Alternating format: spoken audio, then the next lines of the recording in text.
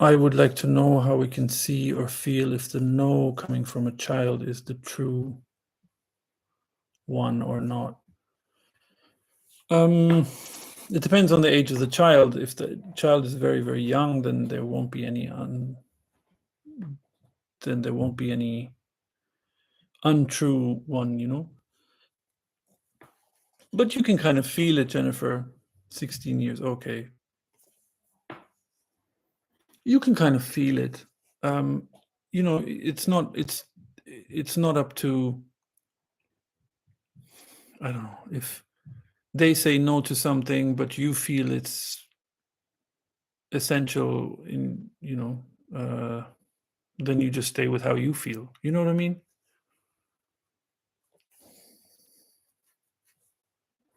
See, all these things we pass on to our children, all this conditioning, it doesn't matter how convinced we are that it's important to pass it on, and that, you know, that we need to give our children this or that education, or, you know, make them learn these or those manners.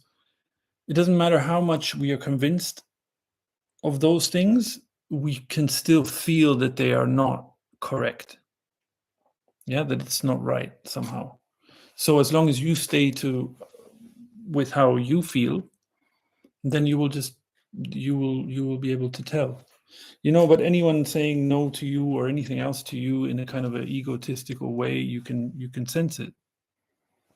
You know, like a true.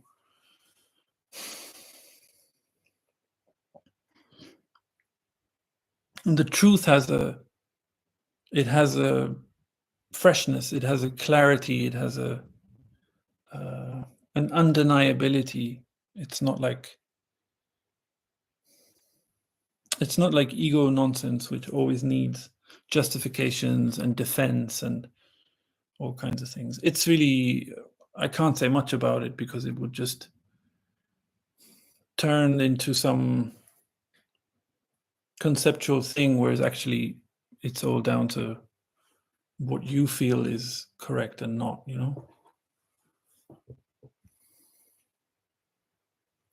How can I differentiate if they are saying something egotistically or it's me being egotistic? You can't always, you know, sometimes an argument ensues and then afterwards you get a sense of what's going on. The only thing I would say is that the sincere desire to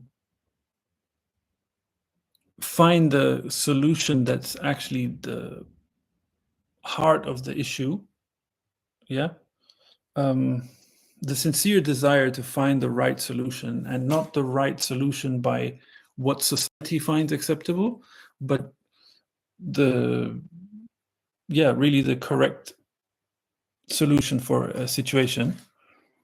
The sincere desire to find it will take care of it. I don't know how to say it. Maybe if you give me an example. This is all very vague. If you give me an example, we can talk about it.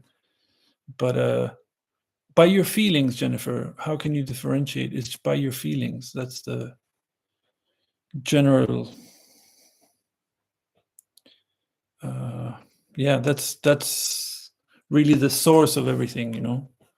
That's how, or you could say that's how we are connected to the source, even though there isn't a source and us and some connection. But yeah, don't know how else to say it.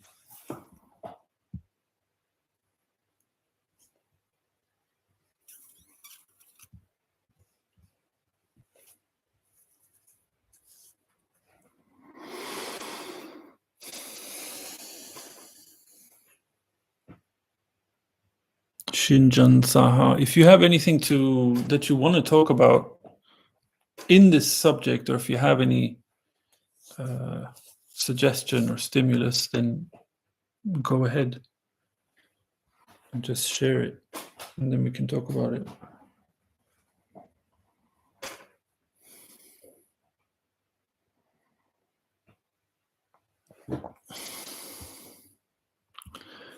For example, if my child keeps annoying me or keeps doing things which I think annoy me, how to deal with those kind of situations without being caught by ego.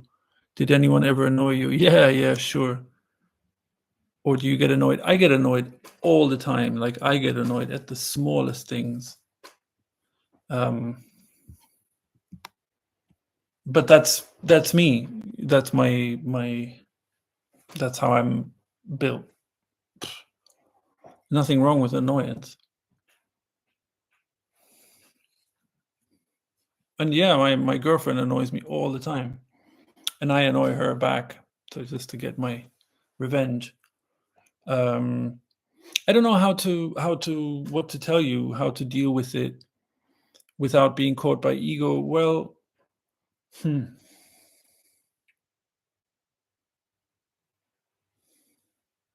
yeah. Again, it's a specific situation. It's hard to say something.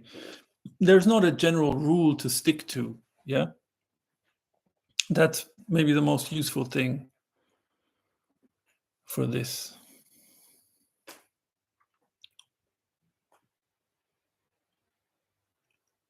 But express your annoyance. Maybe that's the best way. Express your annoyance. But it's different to like. So if you get annoyed, how do you see she's annoying you without any ego motives? Because she's free. She's not gonna have any ego motives. Um, so I know that, and that's that's a real treasure to know. So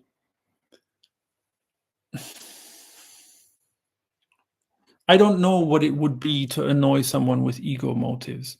If it's an ego motive, then it would be more than annoying someone. Yeah. The thing about it is, to express your annoyance, express any emotions, is a natural thing. But to hold on to it, yeah, to take it, to hold on to it, to try and remember it, and then maybe some feelings of like revenge or punishment, or that would then be ego. Ego is the attachment. It's the stickiness. Yeah, it's like, oh, I've been wronged. Now I have to, how people shouldn't treat me like this, or all this stuff. That's kind of ego. It's too much preoccupation. But the stuff that just happens, if it's a fight, if it's an argument, if it's crying, laughing, whatever, this is all natural. So there's no, without a more specific example, I can't say anything else. It is loving because yeah, it's how kids relate, they get annoyed so easily, right? Or some do anyway. I know I always did. Yeah, and then you don't want to ever see the other one again. I never want to play with you again. And then after a half an hour, you start playing together again. Free people fight or argue about what?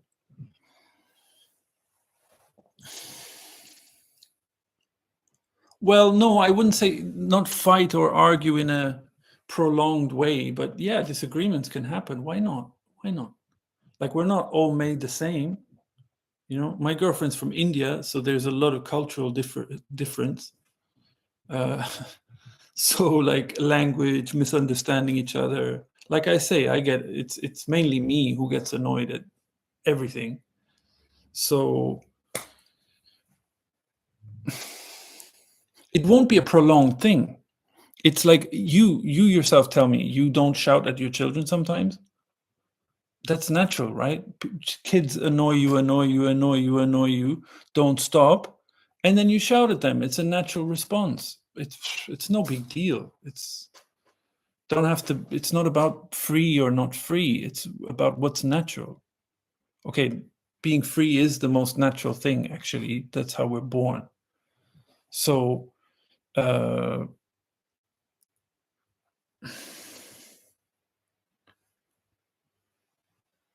sometimes it's really, I do and feel guilty afterwards and blame myself. There you go. Then that's the issue. That's definitely some ego activity, right? It's the after stuff.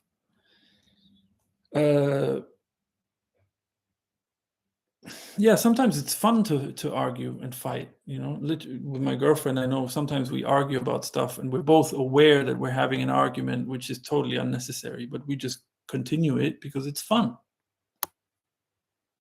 Yeah, it's like wind the other person up, you know.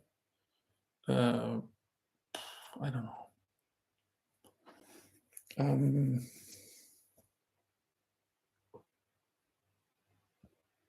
But yes, you're right, there's no like real fights or arguments that are any kind of issue. um, Yeah, Jennifer, in this case, in this situation, if you let's say you shout at a child, again, there's a difference. There's a response, a natural response. You just shout like, "Can you just shut up?" Like, enough now, or whatever. You shout at them, and it just happens spontaneously. Or you think, "Oh, this child needs discipline. I'm going to shout," or it's a prolonged way of relating that you're always shouting at people. That's different. But if you have a natural response to something and then afterwards you start feeling guilty and you start blaming yourself, I shouldn't shout. Why not? First of all, why should you not express your emotions? On the contrary.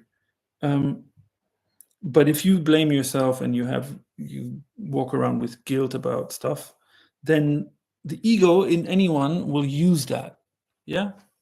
It's like making space for all kinds of encroachments. Anyway.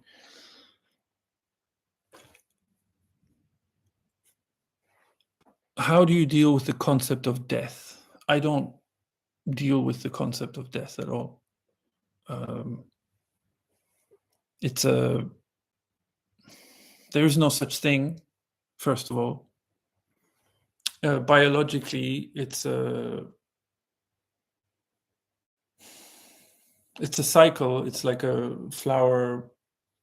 You know, the bud is there, then it flowers, then the leaves fall off, and then yeah. Maybe I deal with it as much as the flower deals with it. Like, what's there to deal with? There's nothing to deal with. It is what it is. It is how it is. It's the most natural thing in the world. I mean, so many things are the most natural things in the world. Having children is natural. Arguing is natural. Death is natural. It's not an opposite of life. That's the only mistake. Yeah, there is only life, and biologically there is birth and death. But ultimately, it's not like that. It's not the way we conventionally talk about it. Death is not an end. Death is a transformation. Yeah, like the same way, like what's it called? A caterpillar becomes a butterfly, right? Some caterpillars become butterflies. That's a transformation. That's what happens at death. You can't destroy energy. It can only transform into something else. So what's there to deal with?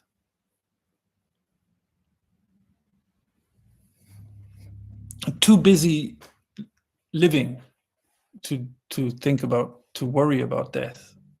What am I going to change about it anyway? And then it's not the end of anything. It's okay, the body, I guess, goes to rest in a way, or it transforms and goes back to the earth. Yeah, yeah. Oh, that's so nice, Jennifer. What death is? Death is nothing. This is death.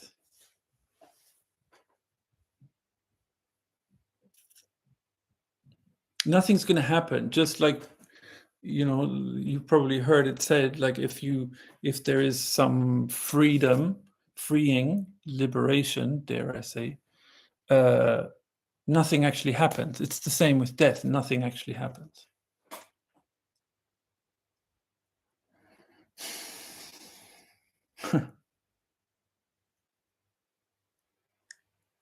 You're very kind.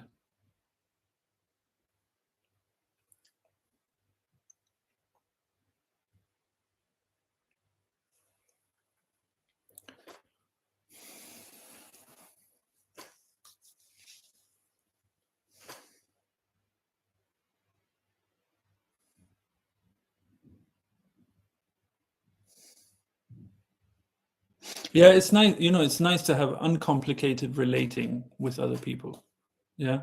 There is so much judgment, there's so much reserve of judgment, like, let me see about this person.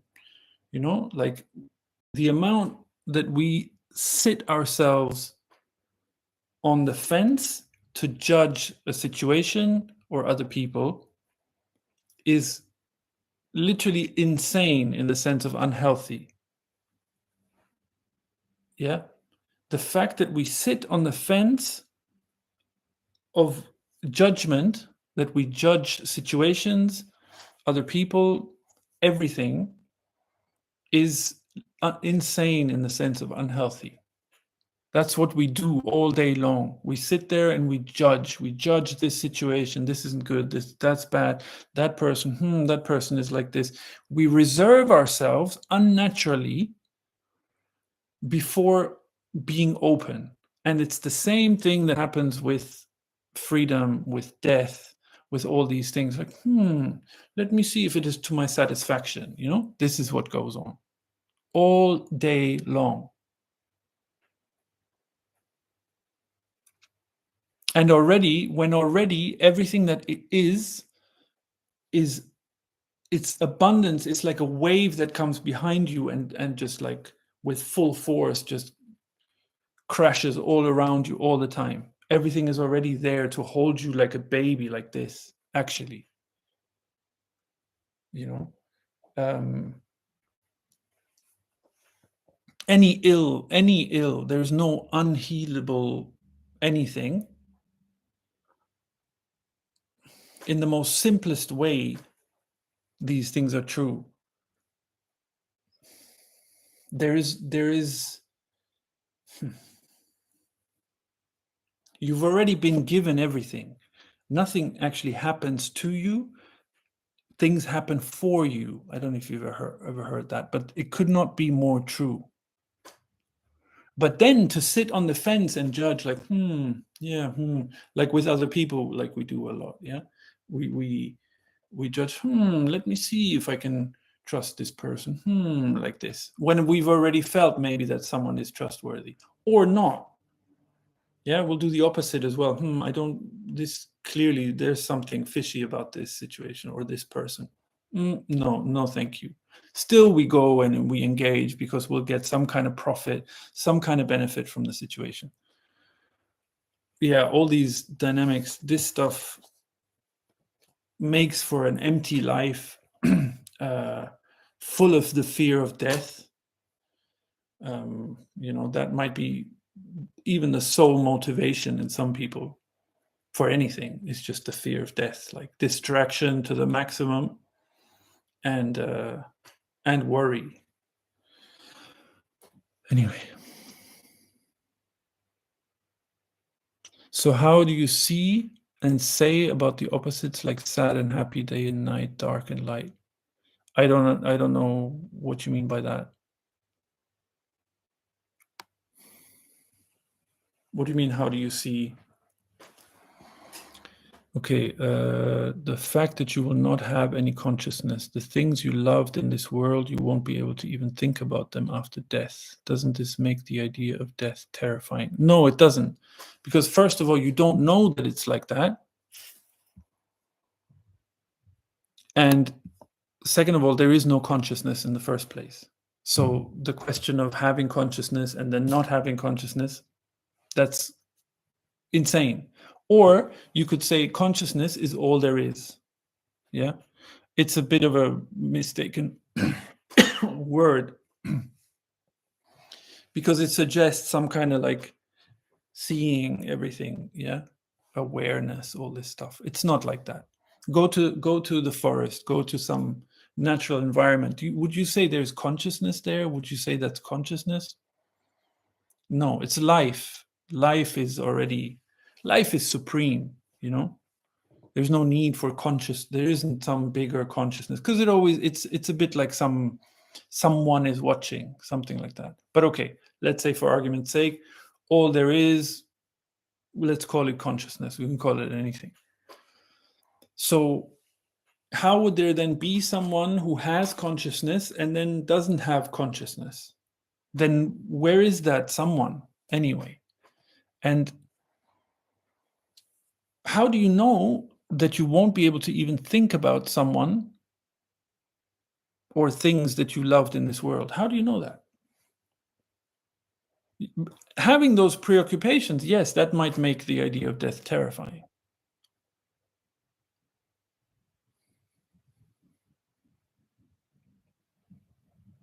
And let's say you can't think of things you loved or this or that. So what? Finished. You've done, you've experienced this and that. On to something else. What's the big deal? That's why the beauty is of the opportunity to live a complete, a fulfilled life.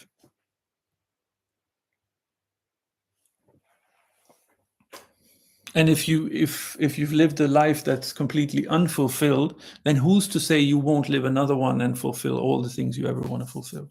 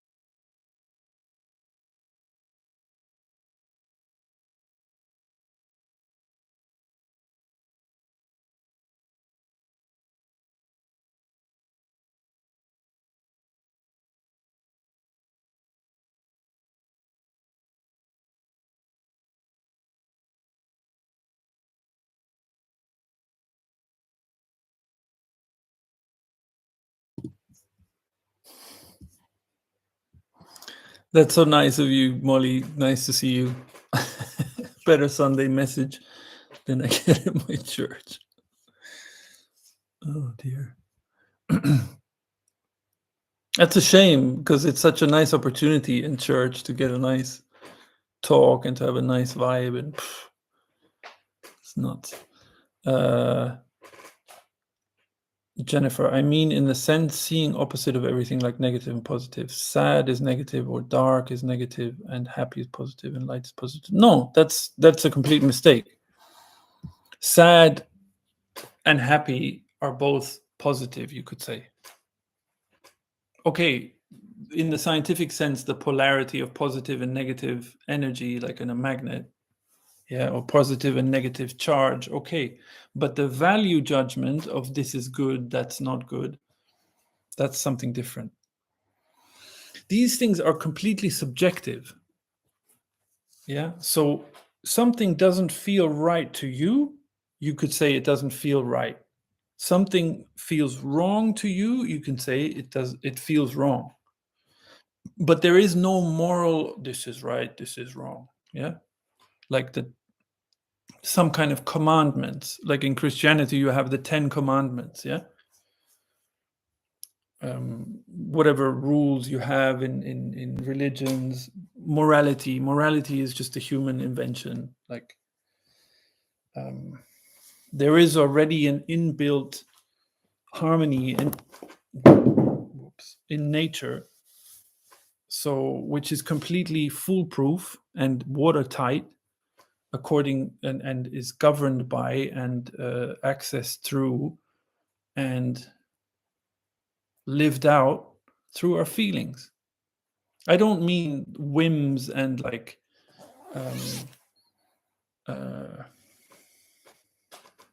like temporary leanings. I mean our deepest sense of what's acceptable, what's not, our sense of justice, our sense of fairness, our sense of joy, of beauty, of anger, of everything. I mean, like, yeah, or your whatever deepest desires you have in your life, your desire for companionship, your desire for love, your desire for, those are all our deepest feelings. And any situation can be assessed at that level. Yeah, that's something we have access to. It's just that we ignore it.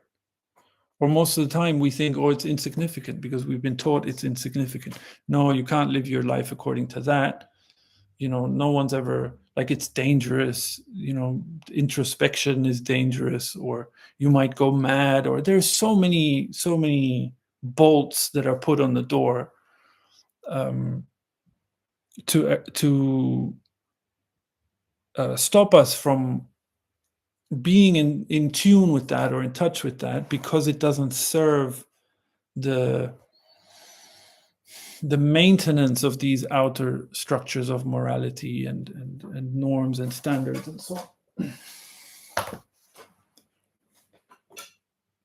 But these senses also vary from person to person. How can you establish a society based on these subjective feelings? See, this is the thing. How can you establish a society? Who's establishing a society? Who's establishing a society? If you go into nature and you see a flock of birds or like that migrate, yeah? Has anyone established that flock of birds? Has there been a president that has established it? This is the self-importance. Who is the authority who establishes a society? There is no such thing even as society. And these senses, they don't vary from person to person. The sense is the same. If you and I have a dispute, yeah, then there is something in that situation, a solution that we can come to, that you will agree, that you can agree to without compromising your dignity, and I can agree to without compromising in the same way. Yeah. So, okay, our senses, it might feel a little different here or there, but the agreement can be reached. It's not like there's no unsolvable issue. If there's some property dispute, yeah, for example, there is a correct heart of the matter or solution or whatever you want to call it. And the whole point is that our feelings are subjective, but you could say like that there is everything that there is singular. Okay, so, and it's like we are made of this, we are the same stuff. Okay, so the reason something resonates with us is because it's in accord with that, let's say in harmony with it. Okay, so my take is subjective. Like whatever I say, I can't establish rules that are true universally. They're not rules. I can maybe voice some observations or something like that. Yeah, that's true for everybody. So it is subjective in that sense, but nothing more is needed. Society, or the way we coexist, would work completely beautifully if all there was this subjectivity. Because we're not talking about ego here. I'm not talking about ego.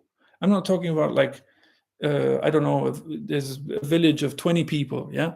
and 15 people are chilled and they just go about their business and everyday life, small things, everyday life. And then 5 people are intent on taking other people's things and, making unwanted sexual advances to women or yeah, stuff like that. It would be okay. This is really where this thing falls apart, and the same can be said for non-duality talks. To then say that the one who is stealing or forcing themselves on to someone sexually or anything that's off, yeah, that's also subjective. Well, that's also just what is, yeah. That's fucking callous nonsense, bullshit. It's the height of arrogance. It's the most egotistical thing, yeah. So even this message, quote unquote, there is no message, but even what non-duality points to can be taken in that sense, and it very often is. There is a common sense that no, forcing yourself sexually onto someone, it's just not okay. That's common sense. But you don't need a morality rule or some kind of a book or scripture to look into and say, oh, okay, mustn't rape someone. Yeah. No, you don't need that. You have a feeling. You have a feeling that it's not okay. That's what I mean. So if that's, and that is subjective because it's my feeling. Like if I really go to my feeling of not finding rape okay, it's kind of like very close to me, right? So there's a subjectivity to it. But why would those feelings not be enough for any type of coexistence? On the contrary, that would be healthy. But to say no, to write down some laws, even democracy, yeah, this big achievement that wow, we're so advanced and so evolved. Even democracy would write down this is how it is, and then any deviation from that, even though it might feel right, is unacceptable. Yeah. So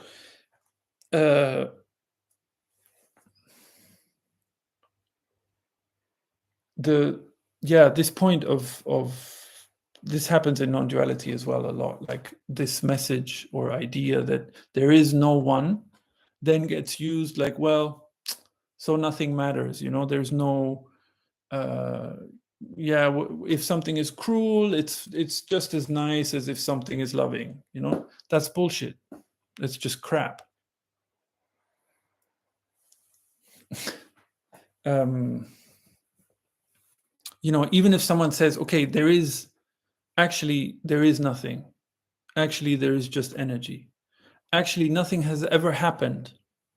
Nothing will ever happen. Nothing is happening. There is no future. There is no past. There is no present moment. There is no consciousness. There is no experience. There are no situations. There is just the formless. Yeah. Those things are all true, but that still doesn't mean that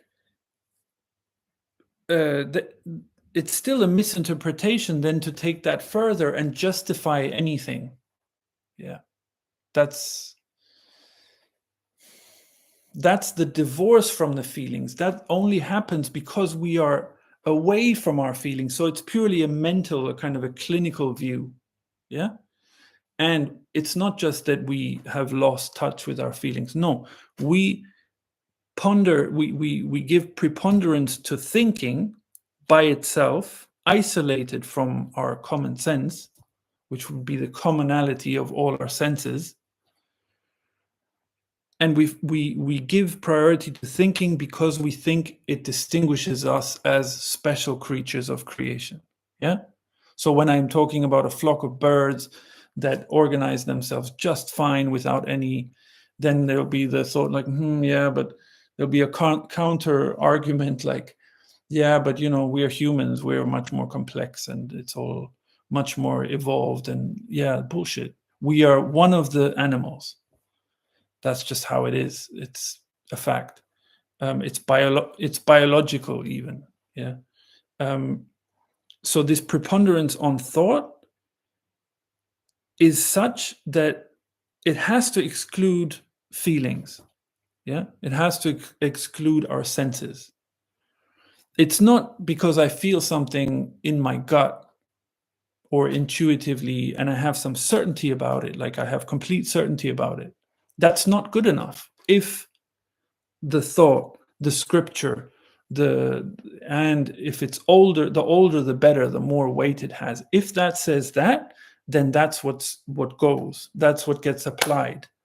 Now you have establishing of societies, managing of societies, and so on. It's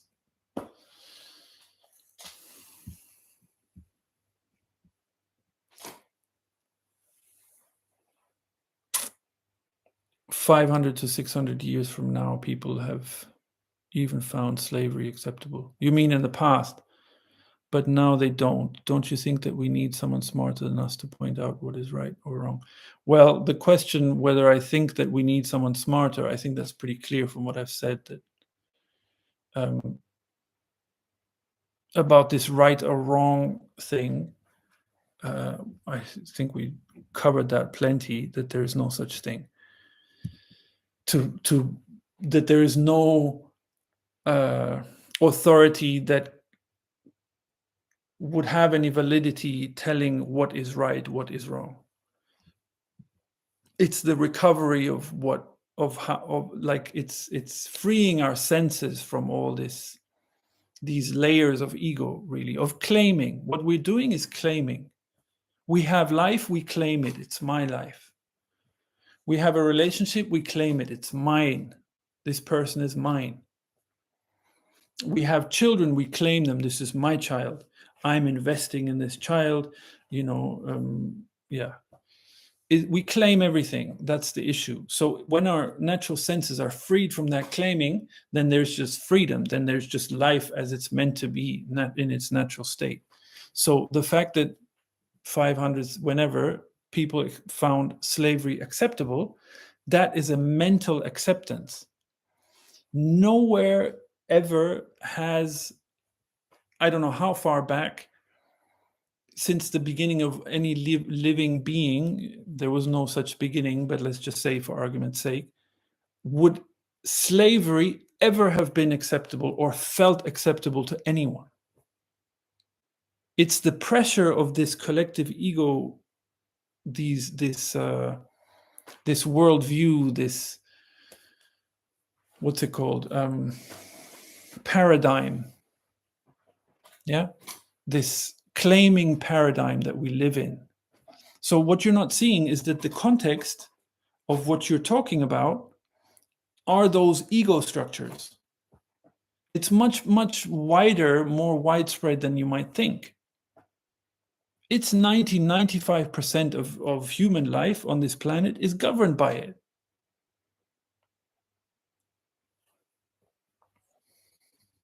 And see, it has nothing, this is the thing, it has nothing to do with, back then people found slavery acceptable. Nowadays, people don't find it acceptable. The acceptance of slavery back then and the wokeness of today, the kind of the self-righteous activism. I'm not saying all activism is self-righteous, but most of it maybe, in the name of doing good. It's a closed system. It's still the ego system. The doing good is based off of the guilt for what has been done that has been wrong. Yeah. So it's a vicious cycle. And actually, at the base, it's human arrogance. So first of all, we're so arrogant that we will actually enslave people And then we are so arrogant that we think we have the solution how to make everything better. Okay, wait, everybody. Democracy. Now this is the best thing. Yeah. Wait. We need to heal the earth. We need to heal the planet, this, that. You know what? You know Chernobyl in the 80s when there was an explosion or a meltdown of a reactor there? That area was abandoned. Yeah, completely abandoned.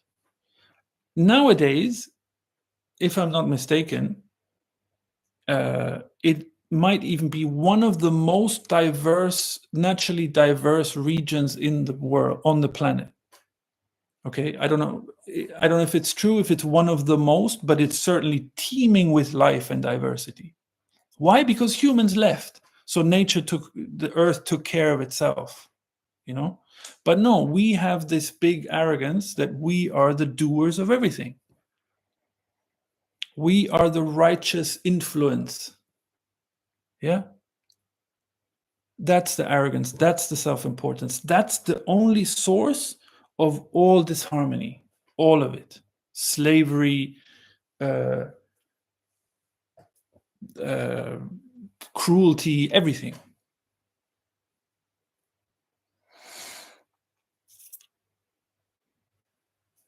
And it's a slavery to this idea of human dominance. That is the slavery, really. That is the condition that would even make an outer manifestation of something like slavery possible. And you say now they don't. There is still slavery going on.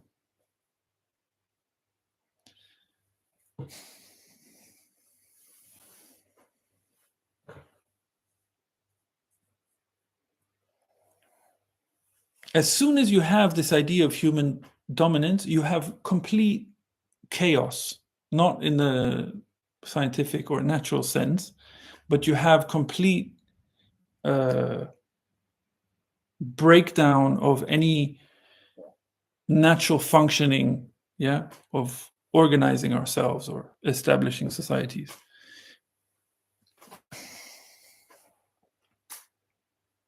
As soon as you have that idea of human dominance, you have conflict everywhere. You have the intellectual justification for this group is dominant over that group. Yeah, men are better than women.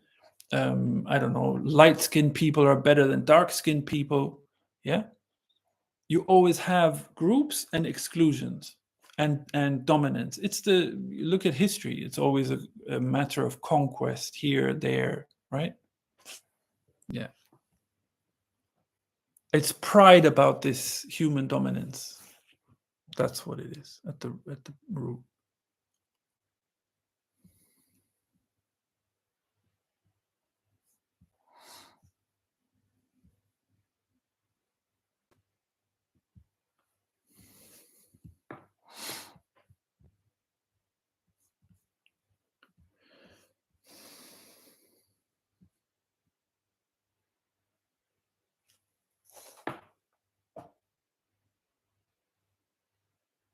Jennifer, my mother-in-law tells me all the time to teach my son not to cry. Men cannot cry. It's bad or negative. I know it's not nice, and inwardly I do say no, but somehow it does not work. Yeah, well,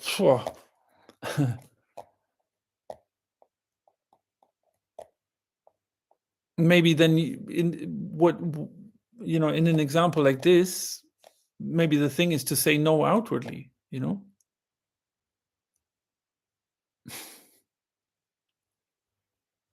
Men cannot cry. It's bad or negative. Yeah.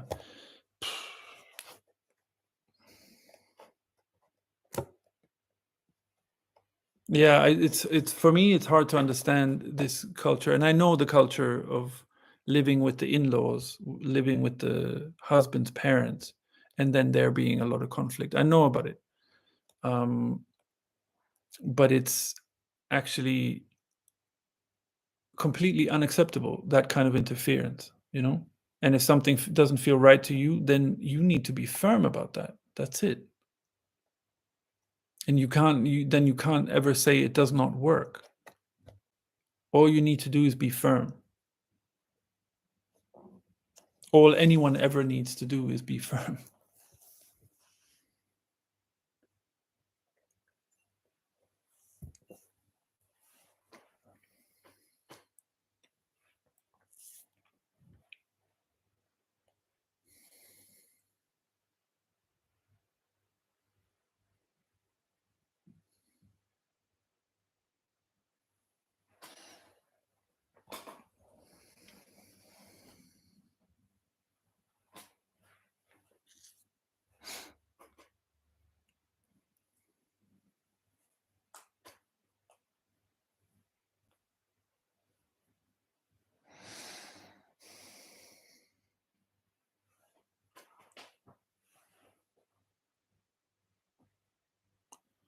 It's like son and daughter, in-law duty to take care of the husband, parents or in-laws. Like you said before, kids are investment. In India, it's very strong.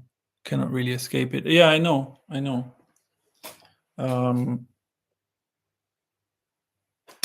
But there are examples of people who can escape it, who have escaped it. And yes, in all interpersonal relationships and in everything else, firmness is the only thing you need. If you are firm about how you feel, no one can that can never be denied.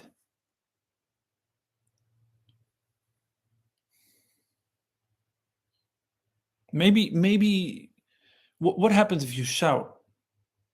Yeah,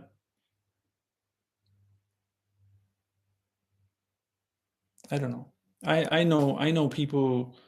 uh I have friends in India who live the same way, live with their in-laws, and I know examples of women who will shout at their in-laws and say, "This isn't acceptable. This is my child. I'm going to raise them if I don't like something like this." Exactly something like this.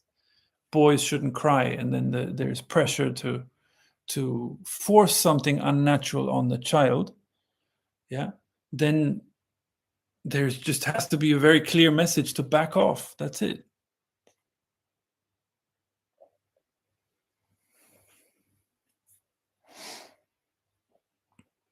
Now, of course, if there's I can't know your circumstance, but all I can tell you is that if you, I think I said this example to you once before. If you have these things that someone falls off a boat, for example, yeah, and then you throw these rings. It's a safety ring. I don't know what it's called. They throw this, and you kind of hold on to that, right? Because it floats and it can hold you up. If you hold on to how you feel about something, like you don't think it's correct, that you think your son should be able to cry, male children should be able to cry. You feel that wholeheartedly. You don't somehow in part agree, maybe it's good if he doesn't cry. No, you feel it. It's natural to cry. It's completely natural. So you actually have the whole force of what is natural with you, right? So you hold on to that the way you would hold on to if you were in the middle of the ocean and only have some ring to hold on to keep you from going under. You hold on to that way. Everything around you will change. All the circumstances, outer circumstances will change.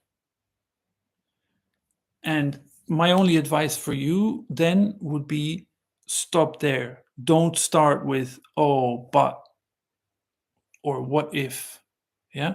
There's always a but. There's always, oh, but it doesn't work for me. It doesn't work in this, or but this, but that. No, stop there. Try it. You've never tried it. Try it. See what happens.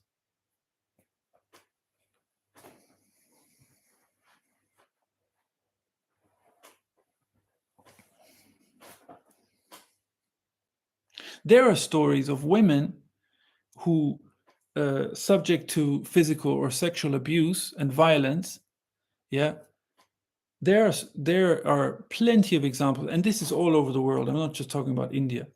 There are examples of women who will stop an aggressor just by a look. Yeah. If you are firm about something, if you're not scared in that way, fear comes from the ego. If you're not scared in that way, someone is following you and you are firm that this is unacceptable, I'm not saying that you won't feel some nervousness, or we all have conditioning and there will be some nervousness, but if you go to where this is completely unacceptable, you turn around, you face that person, they will go. Even just with a look, nothing can stand up to real firmness. Nothing.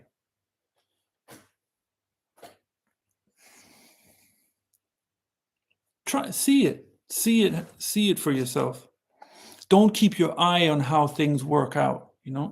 People will try, they will test you to see if it's true, if it's real. Yeah. So have some patience. And don't keep your eye, you're not the manager of things. You're not the one who has to bring about the solution or act the correct way to bring about the right solution. No. You give it over. If you believe in God, give it over to God, whatever. Yeah. It's like the thing with the lawyer we talked about before. You have a lawyer who is a specialist in their field. Now you've given them all your files, all your papers. You give it to them. What are you going to do? You're not going to call them every day and see how is it progressing. Yeah. Are you doing your job correctly? No. The beauty is that you have the best lawyer you could possibly have. There's no incompetence.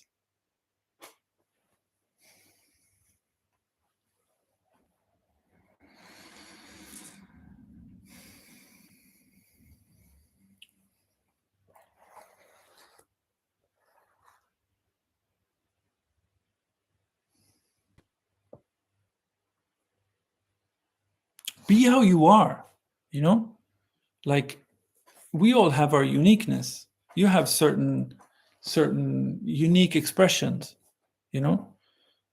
You were talking before about annoyance. I was telling you that I get annoyed at the drop of a hat. I do.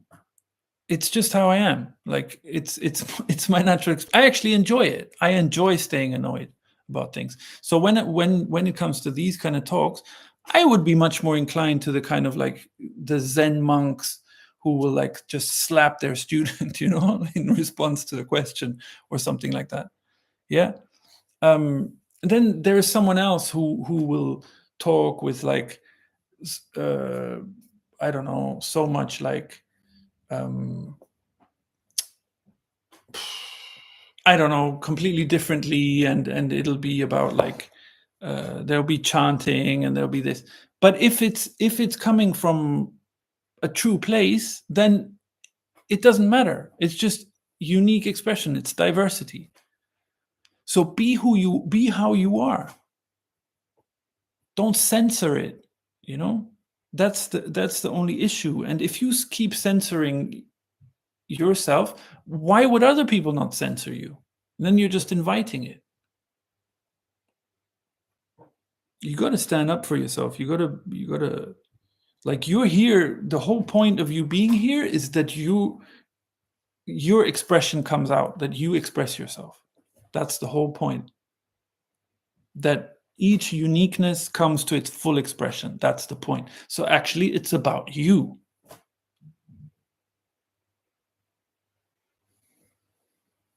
And don't come with like, oh, but there is no one and all this. No, we're talking common sense here.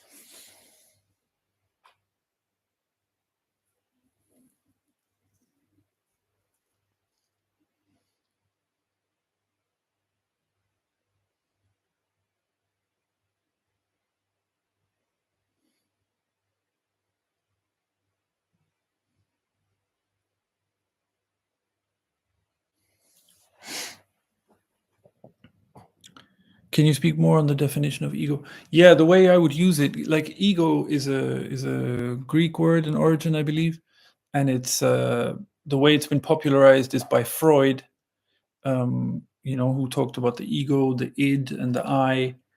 But I wouldn't use that definition. I use the very simple. When I say ego, what I mean is um, the occupation and obsession with how we are seen by others.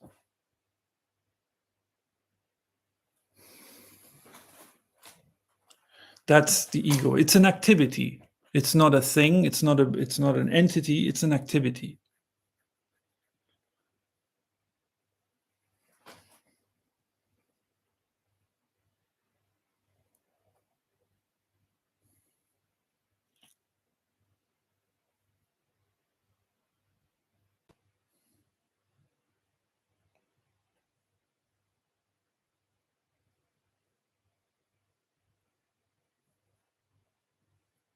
And if you think about it, I'm kind of assuming that your name is also from India.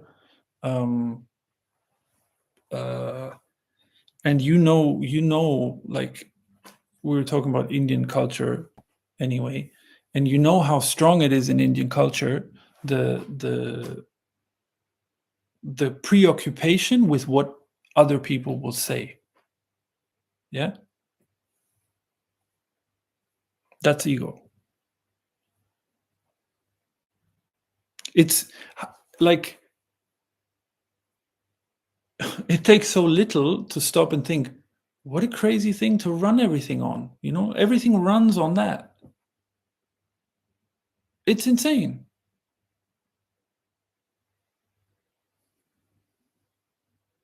It's because we don't have a connection or some kind of sense of where our nourishment comes from. Because we think, even biologically, it's even seeps into science. We think we are dependent on the group.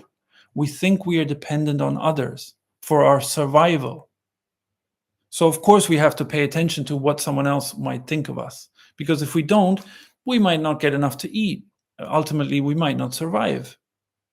Yeah. We're dependent on our boss for our salary. We're dependent on our parents for our nutrition, for our whatever nutrients we get, and so on and so on and so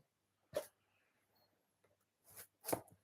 And you see how abstracted it gets also into like being seen as having a certain standing in society, of education, of job, of achievement, of success, and all that.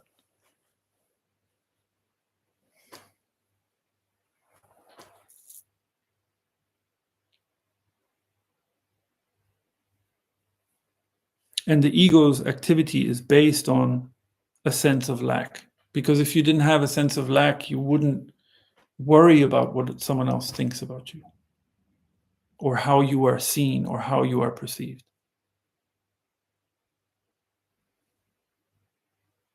And the sense of lack is an investment that, let's say, you could say the collective ego, or this worldview, this paradigm, it's an investment that has made, and that makes at the birth of every child. It's an investment. It's a passing on of a sense of lack. It's an investment because it guarantees the individual's adherence to the group, to the greater worldview. Yeah. Because without that sense of lack, that child is going to go its own way, do its own thing. But you can't have that. You have to kind of, it's like a harnessing each individual to support this worldview. Yeah. And we don't even, it's like, don't even know what we're doing, because it's so easy to see through it and to see that what a nonsensical end we're working towards or supporting, but it just carries on unquestioned.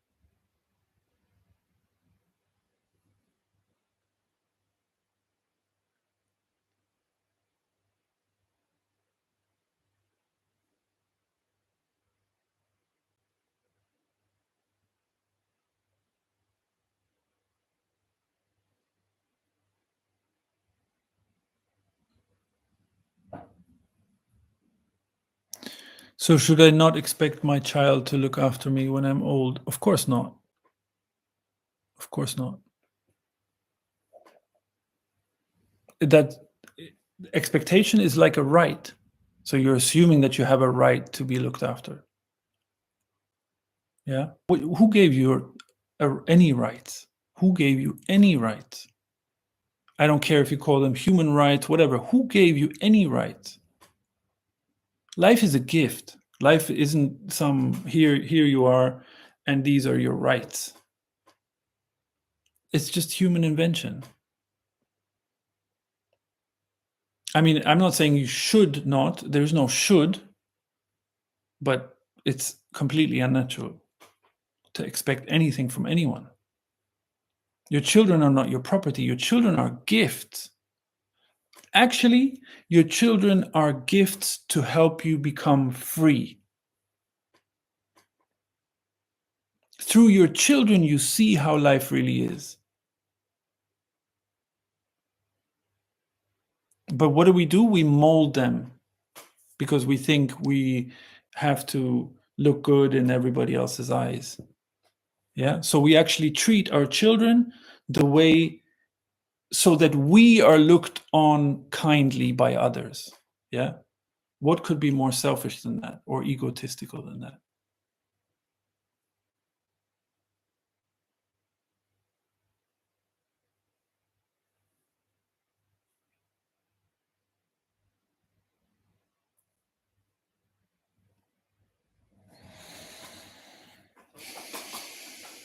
And you know what will happen if you treat your child with love and only love?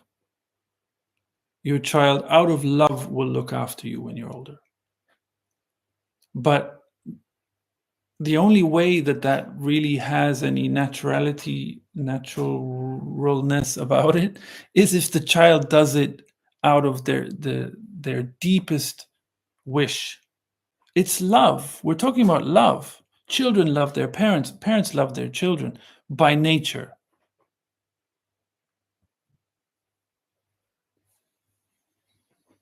So yeah, if you're lucky, your children will look after you.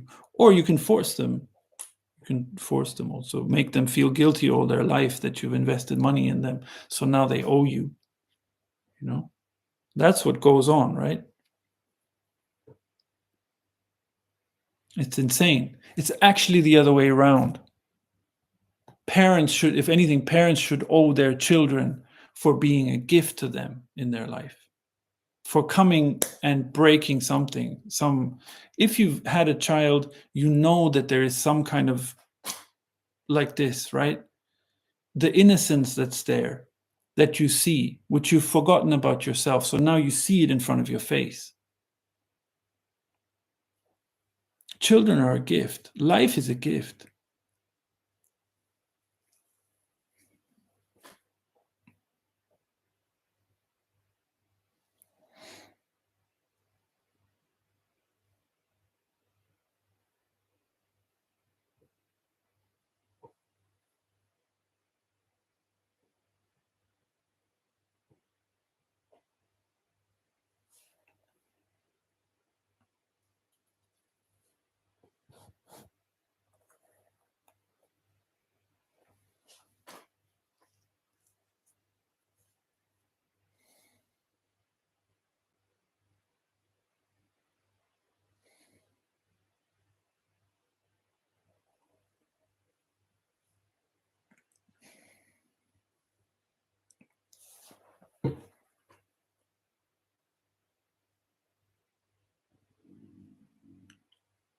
Hello there.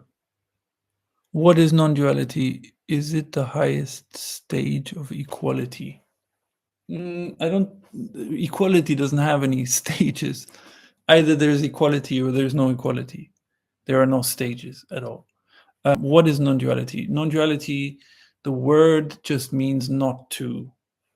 That's all it says. It says that there are not two things, which means that in its source, what there is not split into two. It's not split apart. That's all it's saying. It only says not two.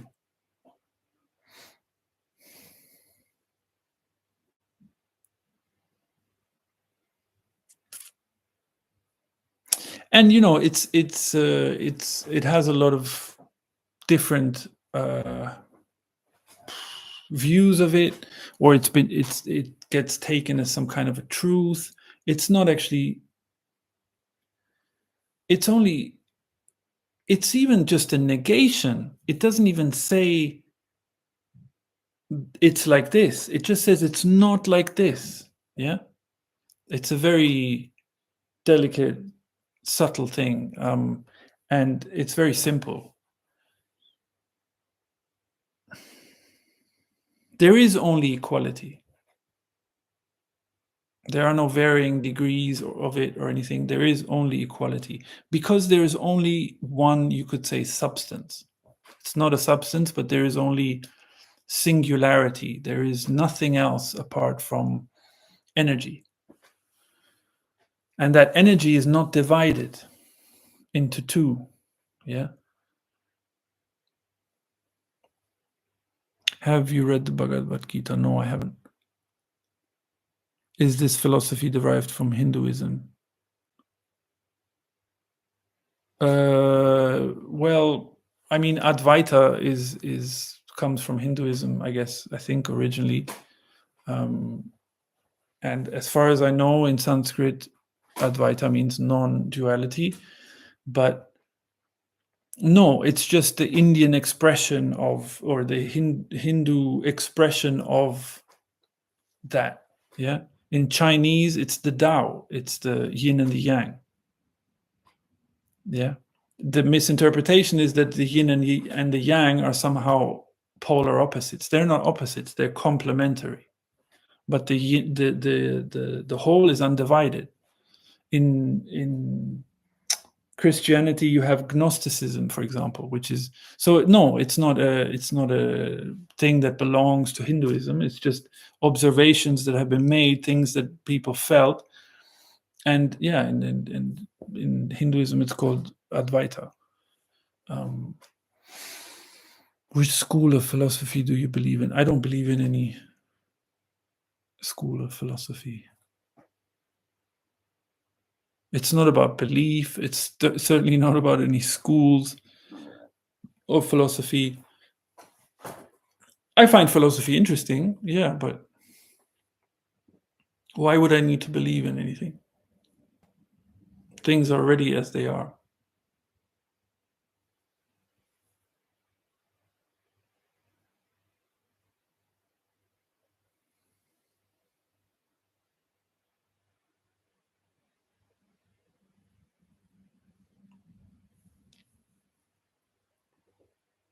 Are you interested in history? Yeah, I am. I actually studied at the university.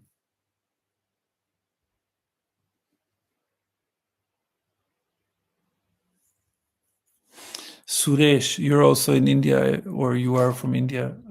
Am I right? Where are you guys writing from? Let me know.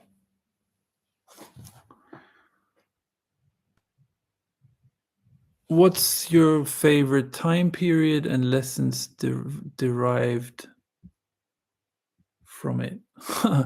I don't think I have a favorite time period. And I don't see any. I wouldn't think of in terms of lessons derived from it. It's a good question. Favorite time period. I don't have a favorite, but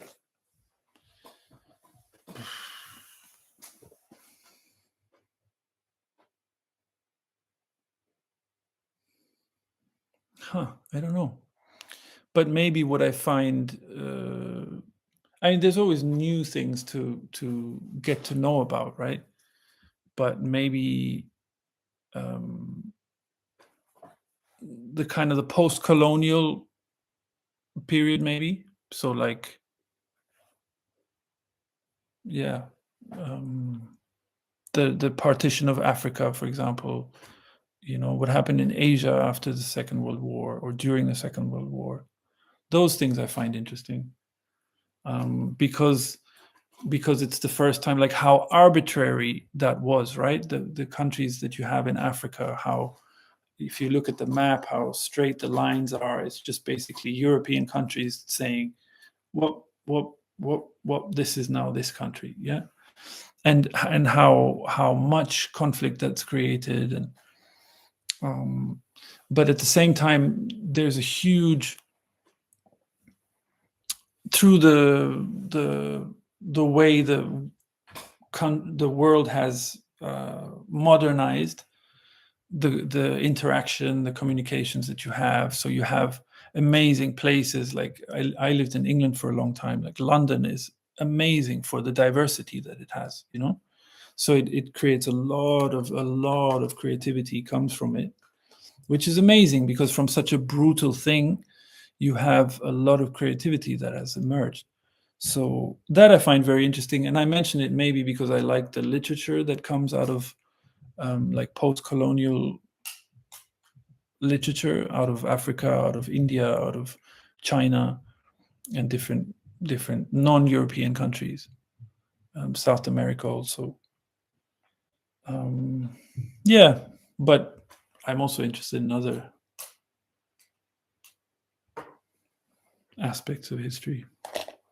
But that's maybe the more yeah, and maybe that's a lesson, not a lesson, but just an observation, how much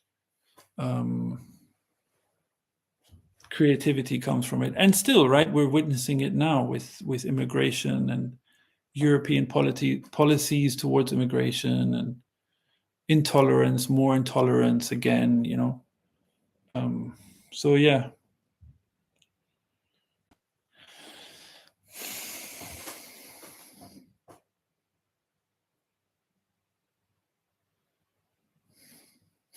I need to get a glass of water. I'll be back in a second.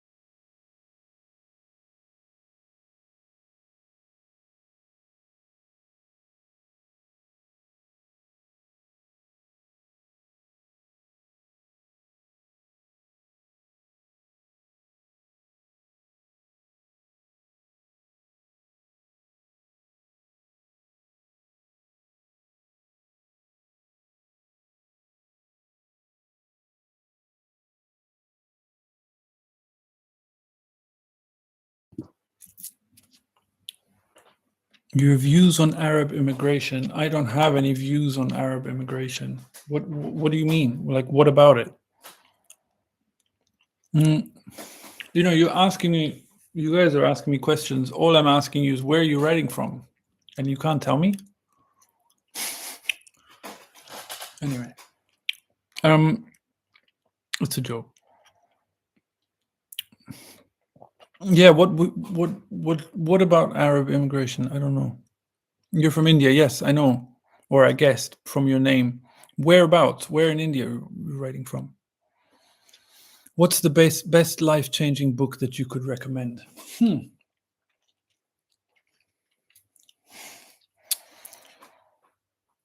Oh, you're in Bangladesh. Okay. Wow, interesting.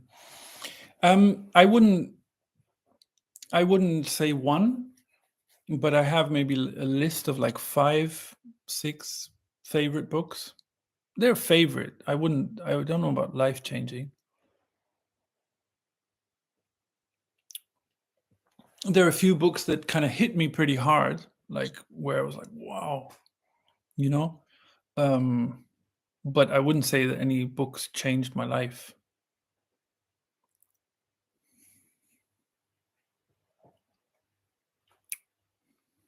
I can give you a list if you want it.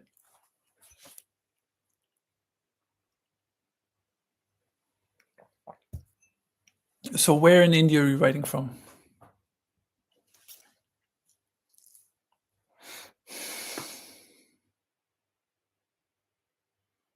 Huh.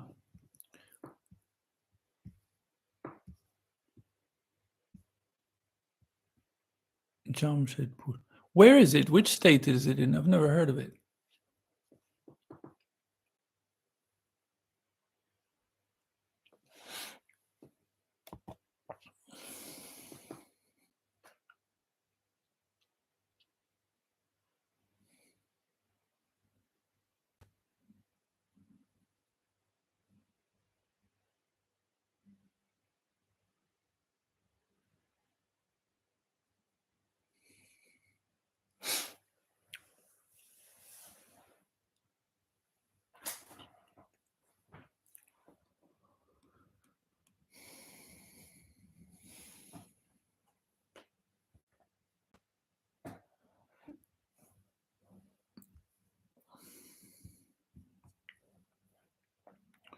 Jharkhand, okay. Wow. And Jharkhand was split from another state, right? It's relatively new. I can't remember which one though. From Andhra Pradesh, maybe. I don't know.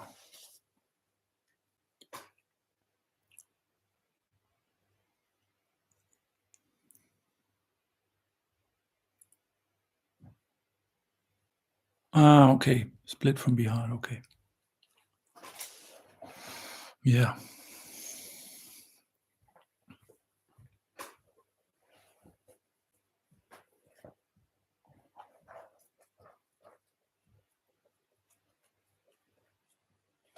Okay, I'm gonna tell you. Yeah, best books list. Okay. Um, this by Ayn Rand. This book is phenomenal. Okay, this isn't in particular order, so it's not like this is my favorite book.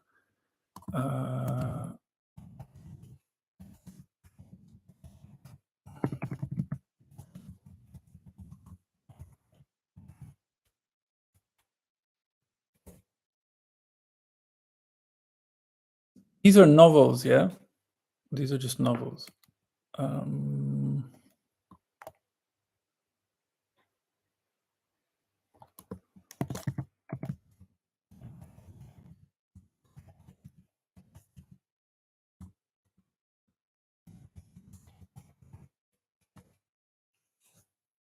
the first one is American, the second one is Indian. It's about partition. And the last one is by a Nigerian author. Yeah, they're all books like that made me go wow, and when I finished reading them, it was like some yeah, pretty amazing, pretty amazing. The first one is a very it was a little bit controversial, I think at the time. I think maybe it was written in the 20s or something, 1920s. I'm not sure, maybe later, I don't know. But it's very much about individualism. Yeah. So like the maybe philosophically the roots of capitalism, the thought that like, what's important is me, my happiness, the pursuit of my happiness, right? And then so it's been criticized for like, because as if individualism would be a bad thing, and because it led to it's the roots of capitalism, and of course capitalism is an evil thing. But actually what the author is expressing is amazing. Like for me, it's all about the topic of firmness, how to be like, what happens when you're firm, you just go your own way. The protagonist is an architect who, I think he's an architect. I read it a long time ago. He just does his own thing against all the currents of opinions and other people and stuff. It's an amazing read. And Midnight's Children and The Famished Road are more, maybe more literary, just beautifully written and great stories. Your views on Hegel's philosophy of thesis, antithesis, synthesis. I don't have any views on it. What should be my view? That's a very broad question. I wouldn't even know where to start. And anything I read by Hegel was a long time ago. Like, I don't think I've read anything by him in 25 or 30 years. So, yeah, I can't answer that. It's too general.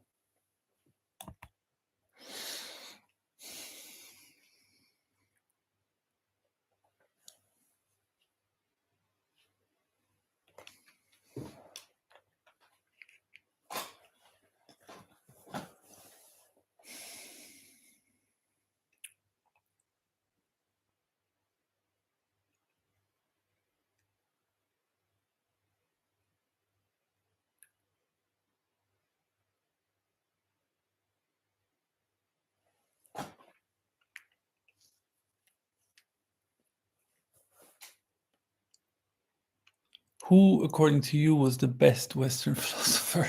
What would be the criteria for best? I don't know. The one, whatever I was exposed to, whatever I read, is a very small part of Western philosophy, right? But the one I found that I enjoyed reading was Kierkegaard. Even some Nietzsche, actually. But I wouldn't say that they're the best, definitely. Oh, Schopenhauer. Maybe Schopenhauer was my favorite.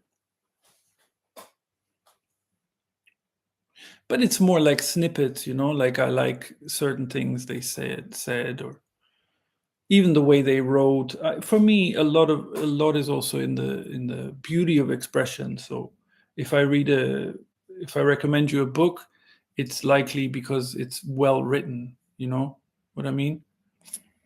I'm not really interested in the knowledge part of it so much. Yeah. Can you explain your basic worldview? I don't have a worldview. I really don't. Really, honestly, don't. It's a.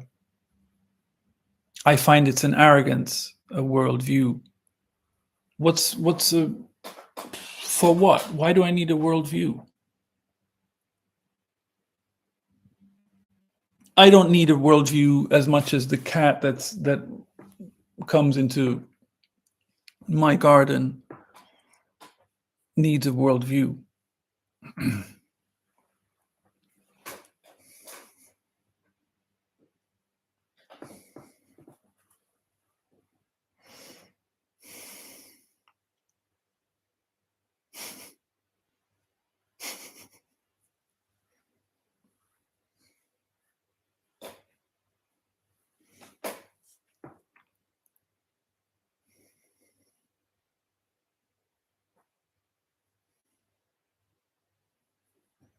There's a lot to be said for that, actually. The cat that just comes, lets itself in, just comes into the garden, does what it wants, doesn't respect property or boundaries.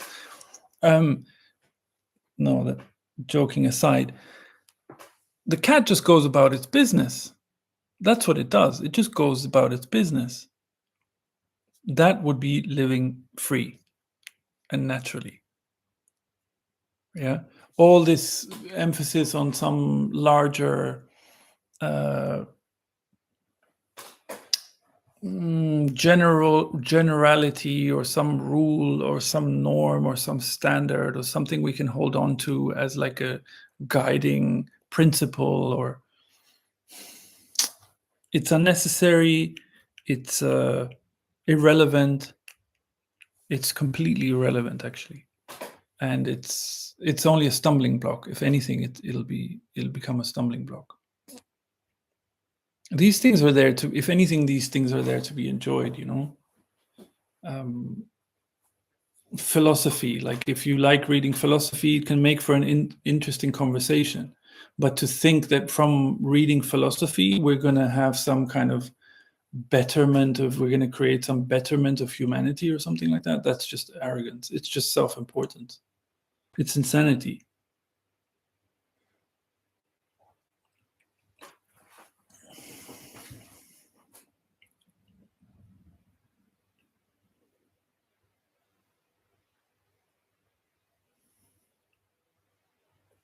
What's your favorite book?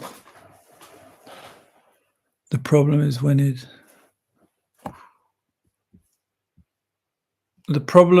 it has to compete with other cats for survival. No, that's not true at all. First of all, who says it's a problem?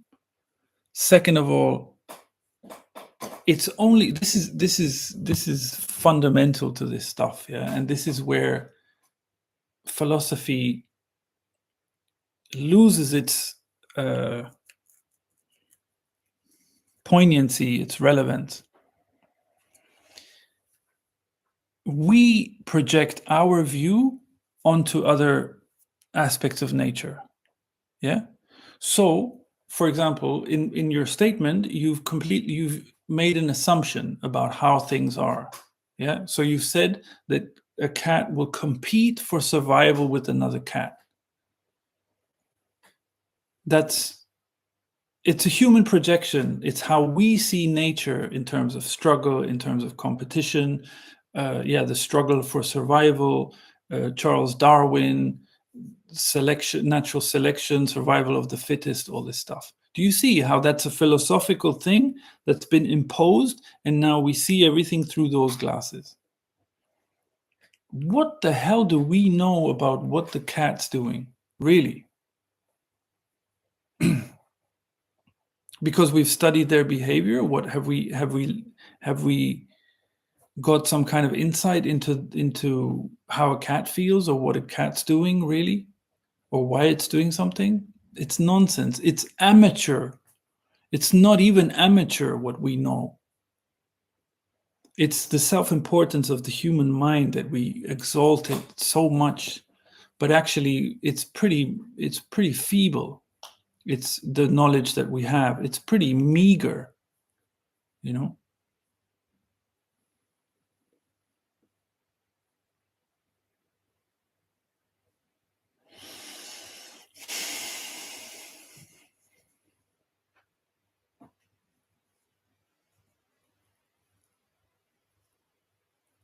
Or you're making an analogy for human life, that the problem is that when we compete with other humans for survival, it doesn't mean anything. It's not the way it is. It's just a conceptualization of what I'm assuming something is like.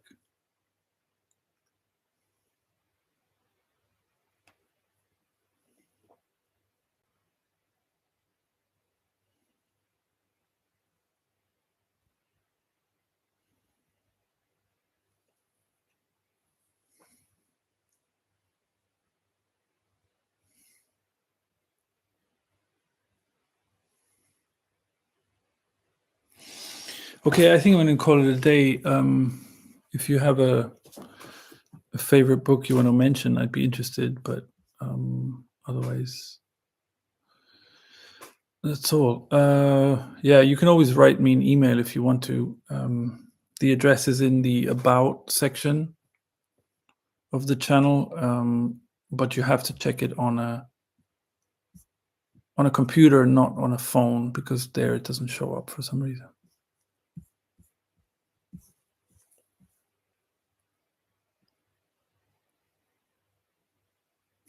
Interesting.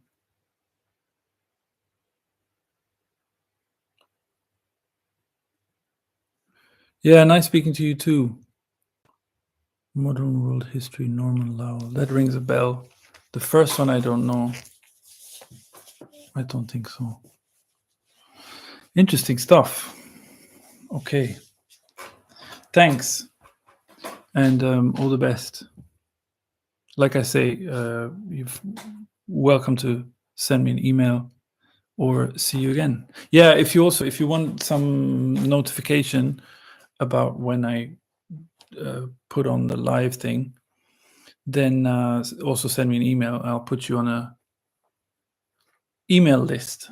Yeah, you won't get a lot of notice. Usually it's fairly spontaneous, but yeah. All right. Take care. See you later.